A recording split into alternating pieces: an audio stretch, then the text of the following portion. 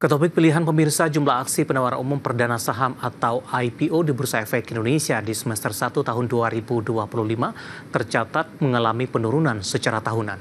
Hingga 20 Juni 2025 hanya ada 14 perusahaan yang berhasil melantai di Bursa Efek Indonesia. Jumlah ini lebih sedikit dibandingkan 25 perusahaan di semester 1 tahun 2024 lalu.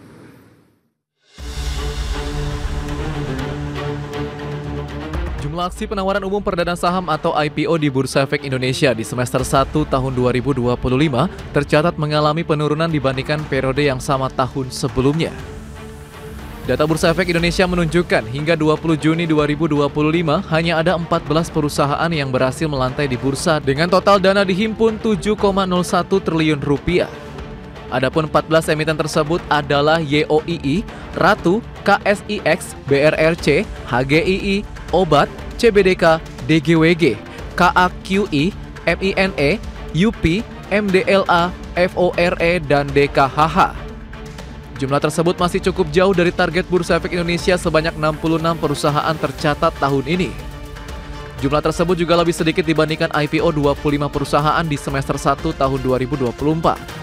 Asosiat Direktur Pilarmas Investindo Maximilianus Nicodemus mengatakan, penurunan kuantitas perusahaan yang IPO diakibatkan adanya situasi dan kondisi global yang memberikan ketidakpastian, sehingga membuat banyak perusahaan menahan ekspansi melalui IPO dan cenderung wait and see.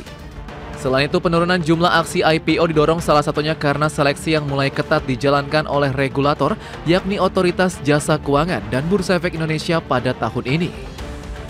Kondisi ketatnya seleksi IPO dinilai berbeda dengan tahun-tahun sebelumnya. Sementara itu, Direktur Penilaian Perusahaan BEI, Igede Nyoman Yetna mengatakan, proses evaluasi terhadap dokumen pencatatan dilakukan secara konsisten dan sesuai dengan standar regulasi yang berlaku. Tidak ada perlakuan berbeda, namun aspek penilaian diperhatikan secara komprehensif baik formal maupun non-formal. Selain itu, Bursa Efek Indonesia memastikan hanya perusahaan yang benar-benar siap yang dapat tercatat di bursa. Hal ini sejalan dengan upaya menjaga kualitas pasar modal nasional. Meski demikian, untuk menjaring lebih banyak perusahaan melakukan IPO, Bursa Efek Indonesia mengedepankan pendekatan edukasi dan pendampingan yang aktif dan berkelanjutan.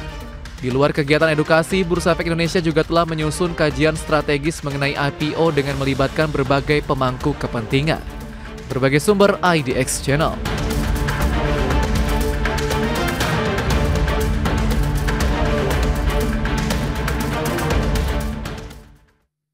Beralih ke informasi emiten pilihan pemirsa, di mana PT Adaro Andalan Indonesia Tbk atau AADI memperbarui perjanjian pinjaman dengan anak usaha PT Parikol atau PC sebesar 26 juta dolar Amerika. Manajemen meyakini transaksi akan memberikan dukungan pengembangan bisnis anak usaha dan memberikan nilai positif bagi kedua pihak.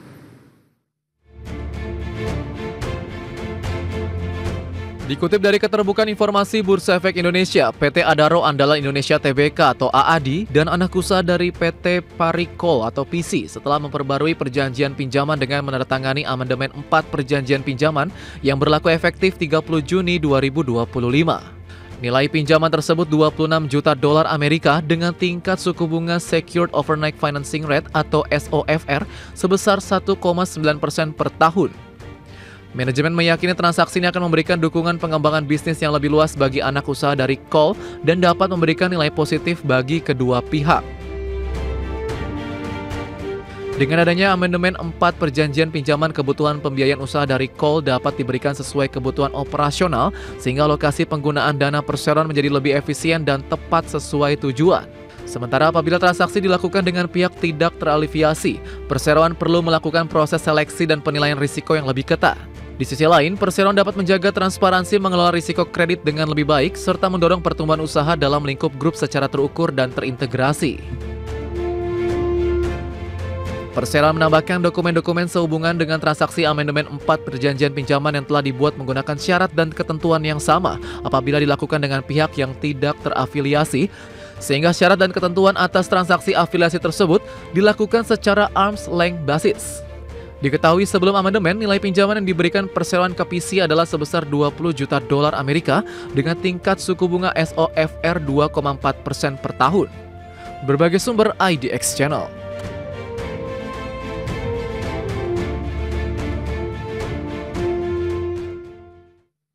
Ya, di tengah penguatan terbatas indeks harga saham gabungan di beberapa menit jelang penutupan sesi kedua hari ini, saham AADI masih melaju kencang, menguat di atas 4%, meskipun saat ini penguatan terbatas ke 3,73% pemirsa. Langsung saja kita ke grafis yang pertama, kita akan coba lihat seperti apa pergerakan saham AADI di sepanjang perdagangan hari ini. Dapat Anda saksikan grafis di layar televisi Anda pemirsa, ditutup di perdagangan 2 Juli, saham AADI di level 6.725. Posisi pembukaan mengalami penguatan di 6.750, 11.30, beberapa menit jelang penutupan sempat ke level 7.000 pemirsa. Kemudian pada penutupan penguatan terbatas ke 6975 dan pembukaan sesi kedua ke 6950. Tapi sebenarnya di sepanjang perdagangan sesi kedua secara intraday, AADI sempat menguat ke level 7025 dan saat ini terbatas di Rp6.950 per saham di 3,73%. Kita beralih ke grafis selanjutnya, pergerakan saham AADI dalam 6 bulan terakhir pemirsa. Di perdagangan awal Desember, AADI masih diperdagangkan di level 7.975. Kemudian pada 10 Desember ini mengalami kenaikan yang cukup signifikan, di mana posisi saham AADI menembus di atas level 10 ribuan di 10.275. Kemudian Januari tertekan ke 8.200-an. Februari mencoba bangkit memperbaiki posisi ke 9 ribuan. Namun perdagangan Maret dan April mengalami tekanan yang cukup dalam hingga ke 5.750 seiring trading halt terjadi pada waktu itu di mana indeks harga saham gabungan mengalami anjlok yang cukup dalam. Di perdagangan Mei bangkit ke level 6 ribuan, Juni di 7 ribu, dan di perdagangan Juli rata-rata diperdagangkan di level 6 ribuan meskipun di awal di Juni masih bergerak di atas level 7 ribuan pemirsa. Dari sisi valuasi dengan beberapa indikator yang ada ke grafis selanjutnya, kita akan coba lihat dari sisi price to earning ratio-nya. Untuk AADI di kisaran 4,18 kali, PSR-nya di 0,78 kali, PBV-nya sudah berada di atas 1 kali, tepatnya di 1,04 kali, dan PCFR-nya di 2,51 kali.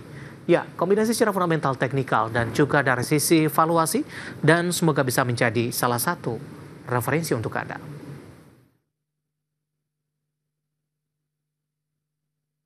Kita akan jeda kembali dan tetap di tempat Anda. Setelah ini kita akan review jalannya perdagangan di sepanjang hari ini, di mana indeks harga saham gabungan lagi-lagi belum mampu bertahan di atas level 6.900-an. Kami akan segera kembali sesaat lagi.